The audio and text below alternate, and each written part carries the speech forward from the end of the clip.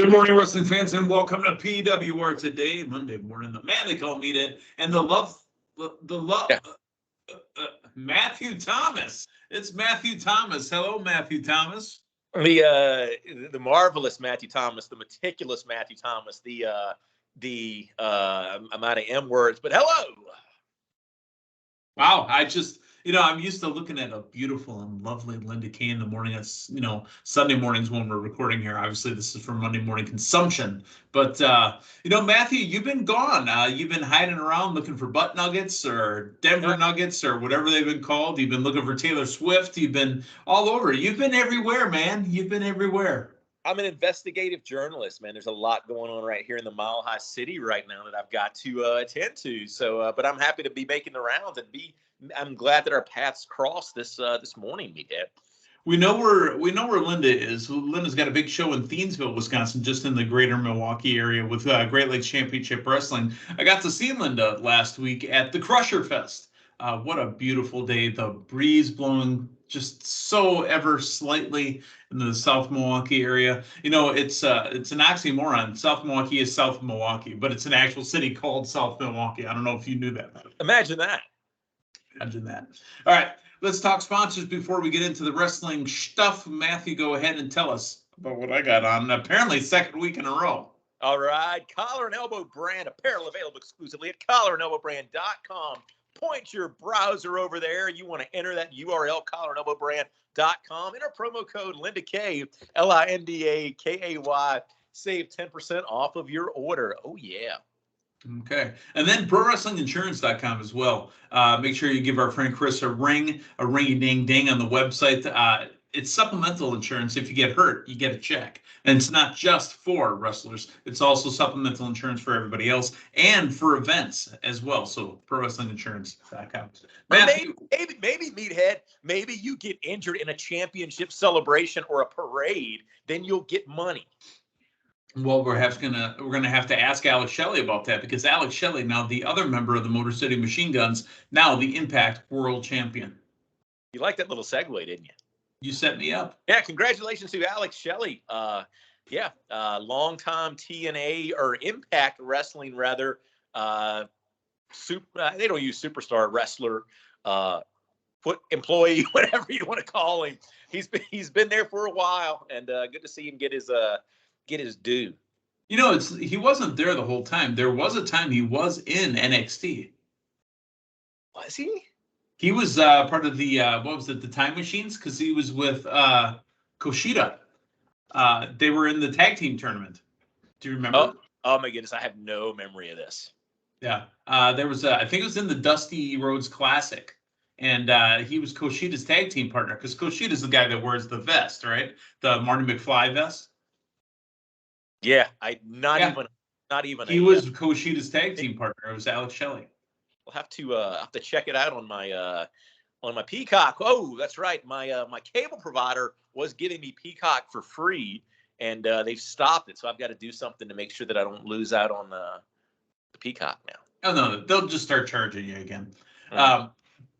Let's talk about that for a second. So you don't remember Alex Shelley in NXT. What other Impact wrestlers or what other talents that have just showed up in NXT and had a cup of coffee and disappeared? I distinctly remember, was it Braden Walker?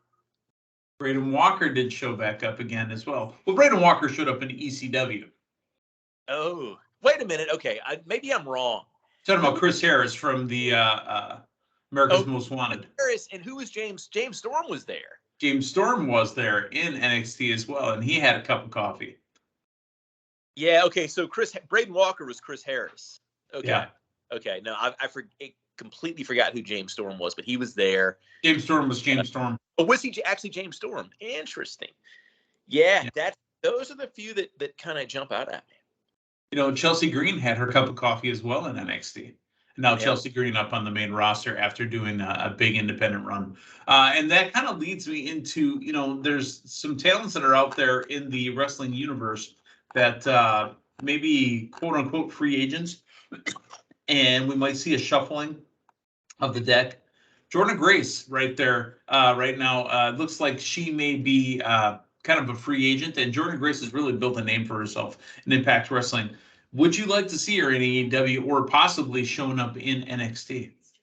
Yeah, I would prefer to see her in NXT, just because, unfortunately, the track record of female talent in AEW, it's not that great. It's a very kind of jumbled division, and we're 3-4 years into the company now, and there just doesn't seem to be that. I think of all the major companies, WWE, NXT is WWE, but talking about promotions, Impact, AEW probably has the worst track record of a women's division. And it's hard for me to imagine a free agent, female talent really wanting to be a part of that. Yeah, I understand that. Let's talk a little bit about, the man's got a match at Forbidden Door, which is coming up in just, I think it's 2 weeks' time, roughly. Is it that close? Wow. Yeah. Well, Will Ospreay, as part of United Empire. Aussie Open, his tag team partners, and Will Ospreay, United Empire. Will Ospreay has got a match at Forbidden Door. He's going to take on Kenny Omega. That's got to be the main event. If he does become the free agent that it looks like he may be from New Japan, I see him going directly to AEW. I think there's an easy, open Forbidden Door there, and it's not even forbidden. He's well welcomed. Oh, absolutely. And that is one thing with the talent like that. AEW fan base has that familiarity. I don't think it would be that easy of a transition into WWE. You would have to explain who he is, and you would think somebody like that would certainly go to the main roster, but there would be that process of, hey guys, this is this guy, and AEW fan, they have that built-in recognition right there. How about Zack Ryder? Woo, woo, woo. You know him as Matt Cardona. I see him coming back to WWE. I mean, you've got Chelsea there already. You've got, and that's the thing too, whether he's Zack Ryder or whether he's Matt Cardona, he was very, he was over in WWE. There is that familiarity. Now, we say that, but I'm going back to when I first started doing this show. That was during the Zack Ryder and Kane feud, I think. You also have to remember, and I think it's harder for me each year as I get older, but, you have a new generation of fans. If you're 10 years old watching WWE right now, Zack Ryder might be, who is this guy? So, yeah, there might be a little bit of a reintroduction process, but, his wife's there. He's got the history there. I think he's coming back. Here's a person who's now featured in the Collision promos, like the video, the opening package that we're seeing. It's Andrade El Idolo. Is he going to stay with AEW? I don't think so. Again, we go to family members being in another company. Who debuted on SmackDown Friday night as well.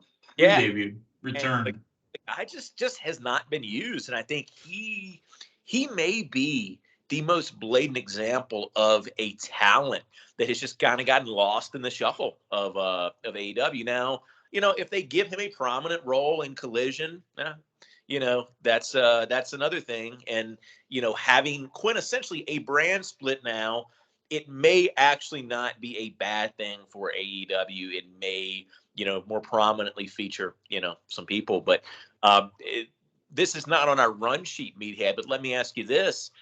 We've quintessentially got a brand split in AEW. We've got 2 more hours of TV to fill. Are we going to start getting more frequent AEW pay-per-views at any point in the near future?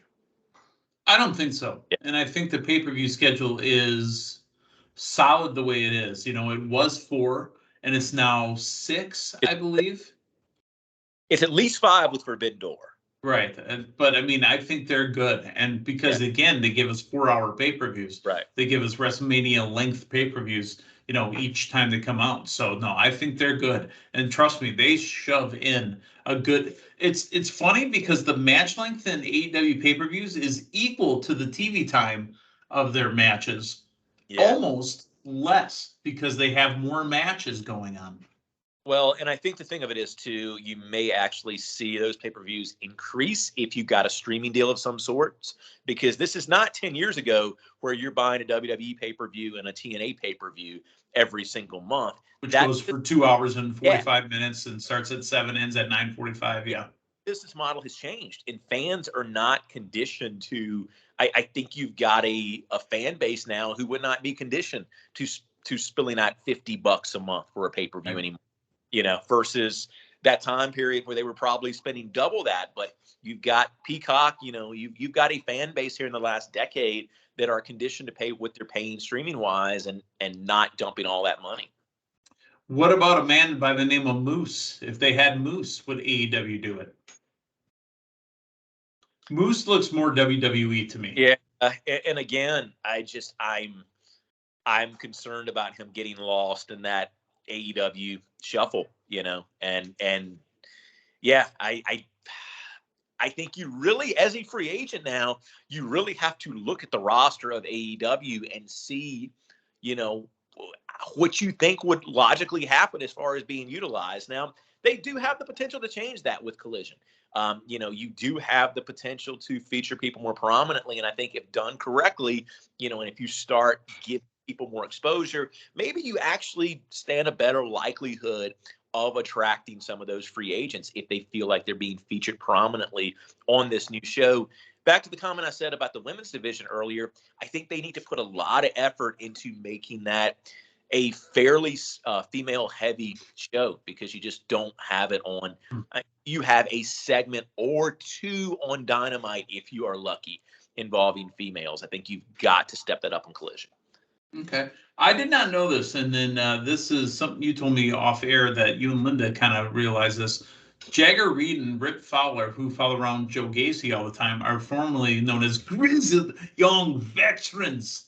Do you see them moving on from NXT? I think they're staying put. But to Linda's credit, she actually called that before they were unmasked. Like, Linda was able to observe the body language, observe the little nuances, and she called that like weeks prior. So if you need a little refresher, go back and watch that in the archives. Let's go back in the annals of PWR.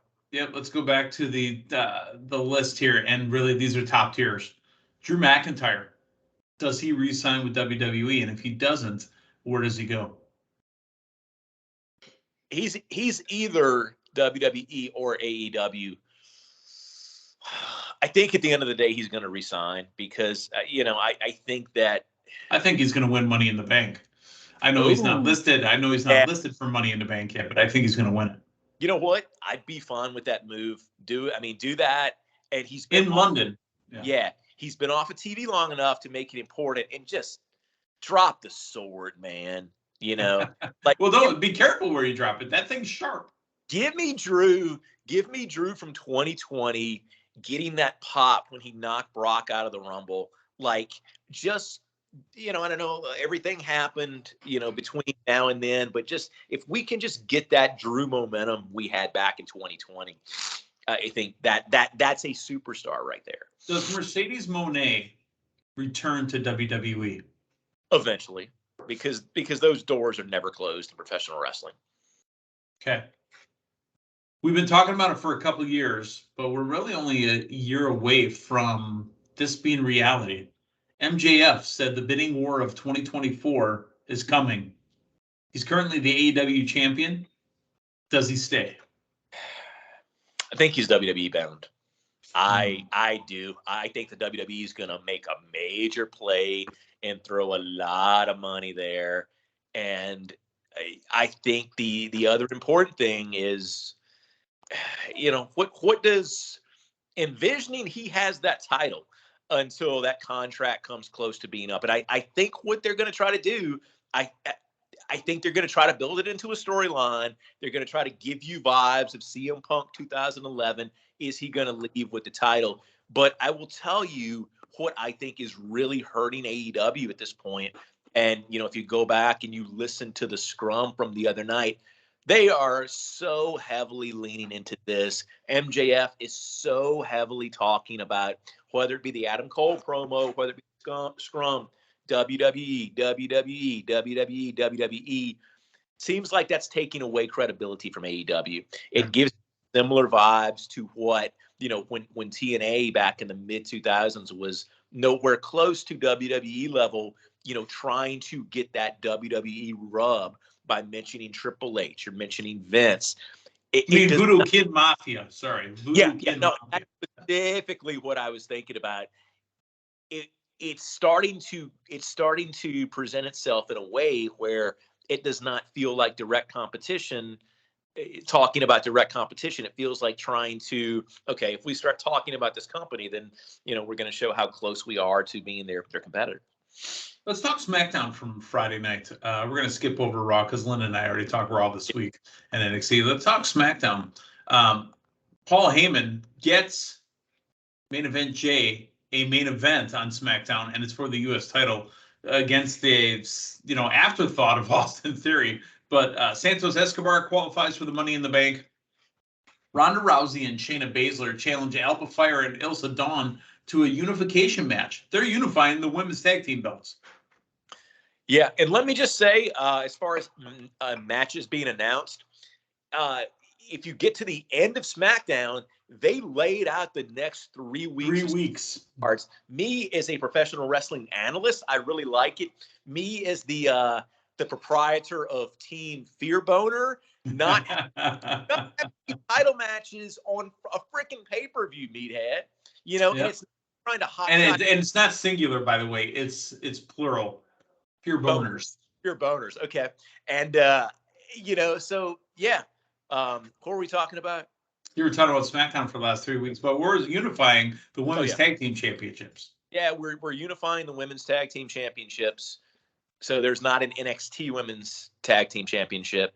Okay. And then let me ask you this. We may be skipping ahead, but Asuka with the new presentation, like that was called the WWE Women's Championship, correct? It was not called the SmackDown title. It was, she relinquished the Raw. She traded in her Raw title for the WWE Women's Championship. Is that correct?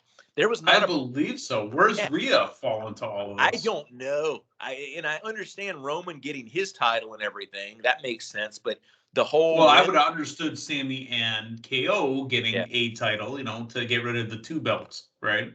Yeah. Yeah. I don't know. I'm not sure where that leaves Rhea. I mean, are we. Man, maybe we're not that far away from a women's unification. I don't know. Well, we also had the return of Charlotte in that same segment as well. Asuka gets 1 belt.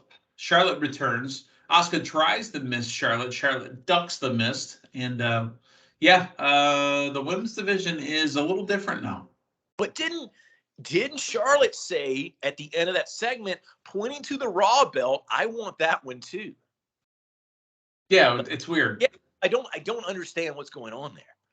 I do understand that Butch beat Baron Corbin to qualify for the Money in the Bank. So Baron Corbin is going to be going after Carmelo Hayes for the NXT Championship. I guess that makes sense because he's not going after both. And Carmelo and Trick Williams showing up on SmackDown. Yeah. Yeah, no, I don't mind the crossover there. I like it. Yeah, you're top. I think it's a good move. Other qualifiers for the Money in the Bank. Bayley defeats Michin, and apparently, Michin or Michin, is it Michin? Am I saying it right? Michin. Yeah, Michin, part of the OC, obviously. So AJ Styles ringside as well. They got a weird thing going on. The OC. I want to like them, but it doesn't work for me. No, it during the first run it didn't, and this run, you've got the addition of Michin, and it seems to work even less. And I think a lot of it goes to just kind of because this is Bullet Club, right? Yeah. Let's just put it out there. Well, this is supposed to be Bullet Club. And remember when they premiered in WWE, you didn't want to use the word Bullet, so it was the Club, and then the Club into the OC. And I'm sorry, but every time I hear the OC, I think about the Fox TV series. Right, exactly. I think of Oak Creek, Wisconsin, home of the lovely Linda Kay.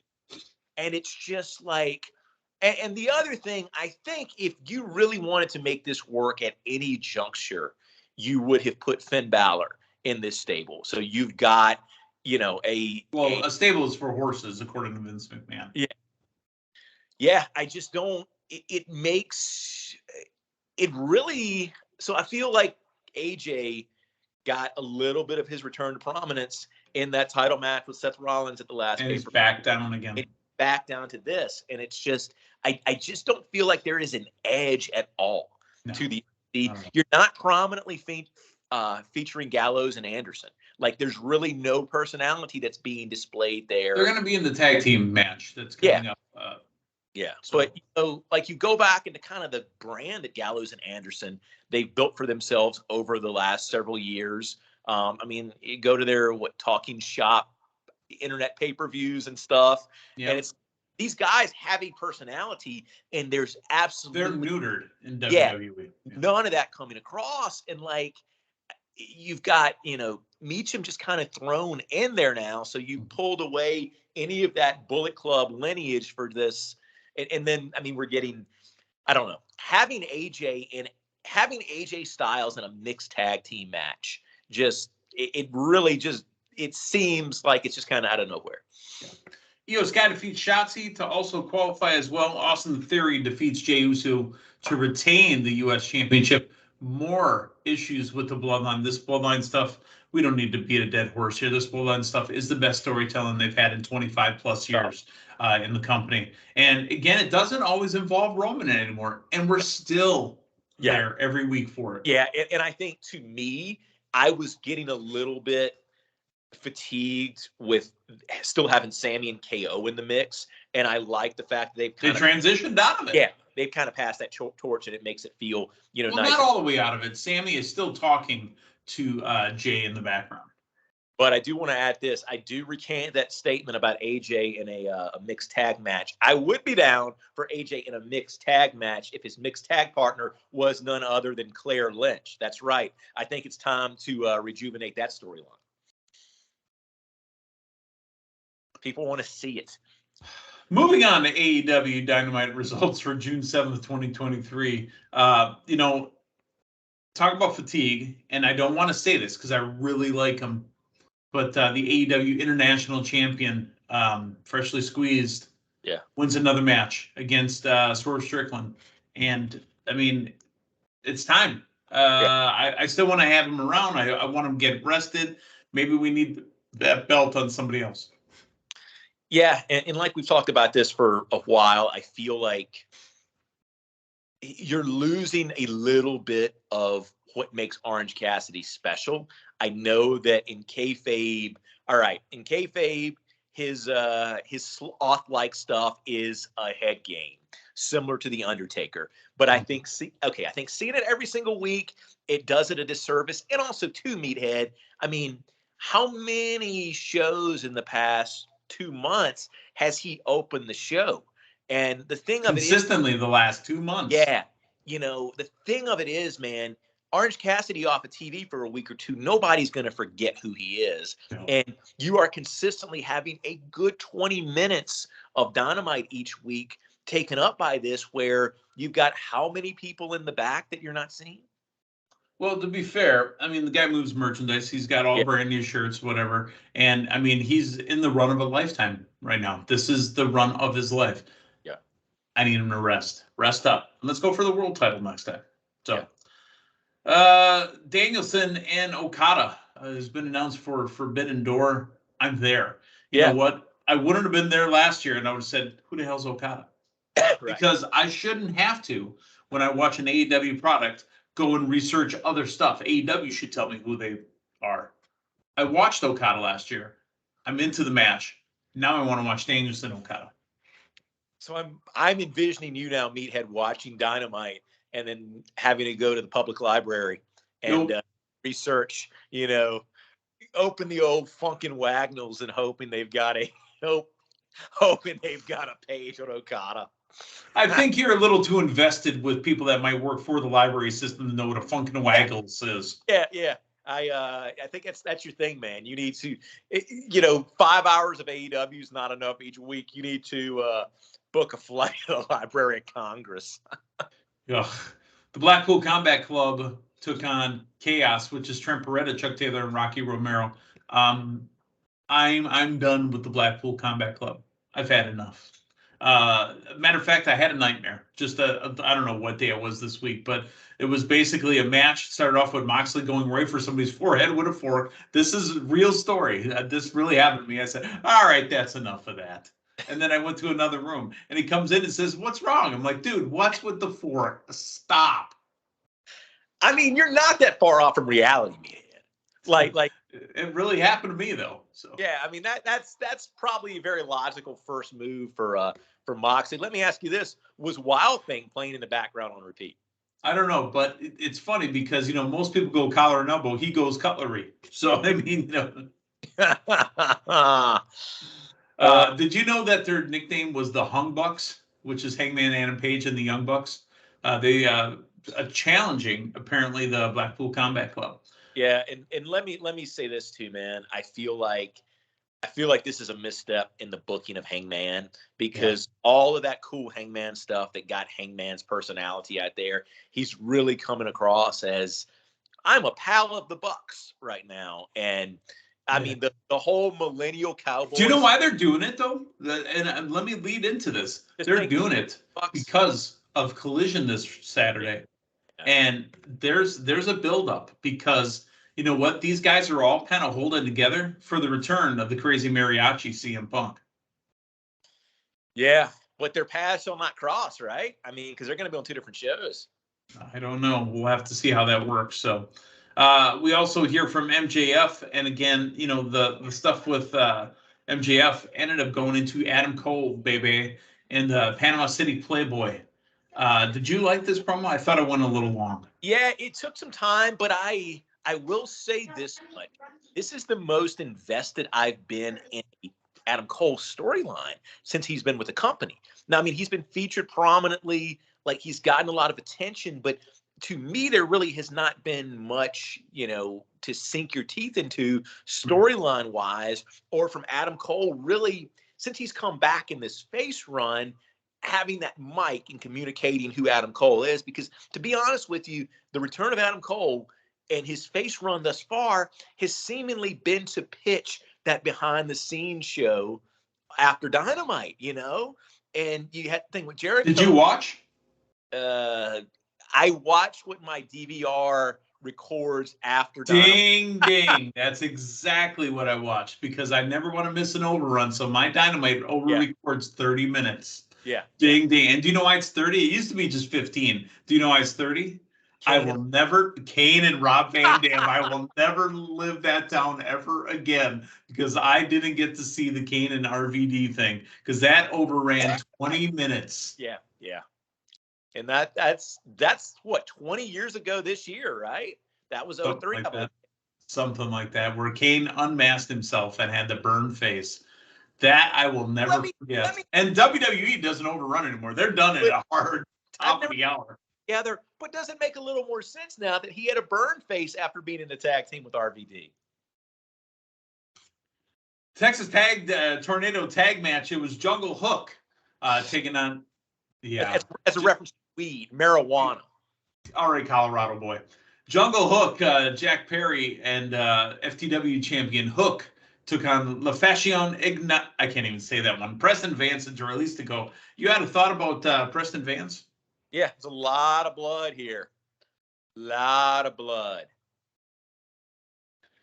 They announced the main event for Collision. I do not like these announcements from Tony Khan. They're very canned. They are very poorly done. And they just suck the energy out of the room when they go on. I don't know if it's Tony doing it. I don't know if it's the pre-can. I don't know if it's him stalling while he's talking and thinking that he's doing something cool. It's not cool, and I don't like it. But the main event will be Switchblade Jay White, Juice Robinson, and the Ring of Honor World Television Champion Samoa Joe, otherwise known as Good Old Sweet Tooth, taking on the team of CMFTR, CM Punk, and FTR.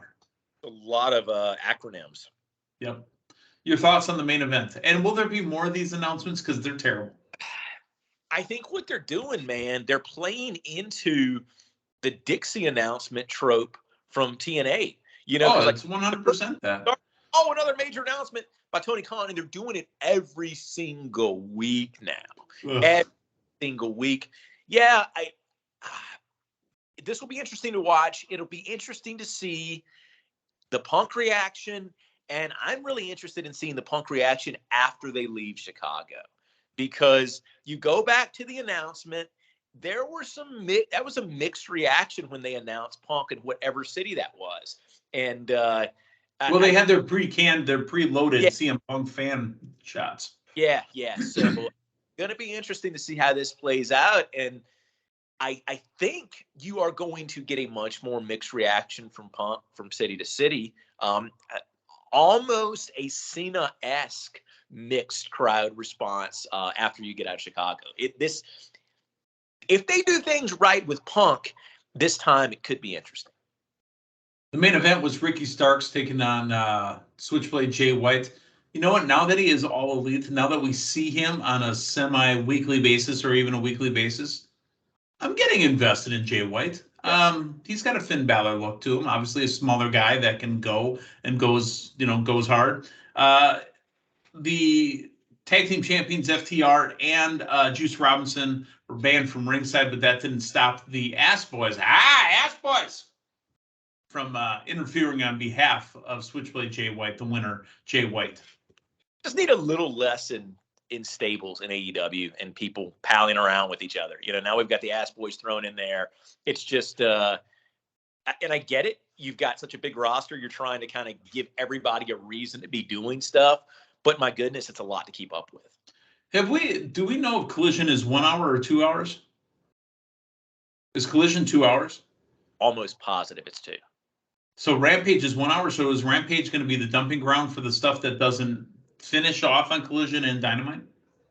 I think Rampage, and it's starting to kind of get there now. I think Rampage is going to be eventually a little bit more of your AEW Dark. Sunday Night Heat. Yeah, because of your disproportionate squash matches, and I think that's a tough formula to get right, man. Because doing Rampage after Dynamite at this point, you've got the crowd exhausted after Dynamite, and if they're staying for squash matches or basically staying to hear what was the last show that you went to? Last AEW show? Dynamite in end of December. So I don't think they were doing a ton of Ring of Honor tapings yet. No. And then I went in April, yeah. And after Dynamite, after Rampage, they did another hour of Ring of Honor tapings. Exhausted. Yeah. Absolutely exhausted. Yeah. No, that's now the other thing is, like, with having Dynamite or Collision, like, all right, maybe you can spread some of that around a little bit. Mm-hmm. Yeah, because there was an hour of Ring of Honor tapings before Dynamite as well. So, I mean, 1, 2, 3, 4, 5 hours of shows. That sounds like WrestleMania 24. At Meadowlands, yeah, where people couldn't get home.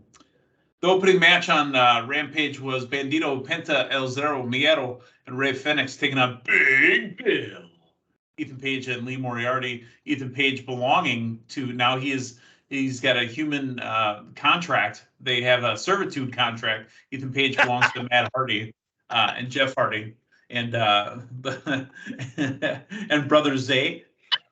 I don't know what that is, but the neck brace is kind of cool because of the bling on it. But also Powerhouse Hobbs and Caleb Crush. Caleb Crush, you got crushed by Powerhouse Hobbs. The Acclaimed Anthony Bowens, Max Caster, and Daddy Ass take on the Spanish Announce Project and Helico, Serpentico, and Daddy Luther now? What the hell? What is going on there? Exactly, you said servitude contract. Like it's something on the grocery list. It's like, oh, he's got a servitude contract. Interview segment with Renee Paquette, interviewing Jeff Jarrett, Karen Jarrett. Karen is pretty far removed from her TNA days.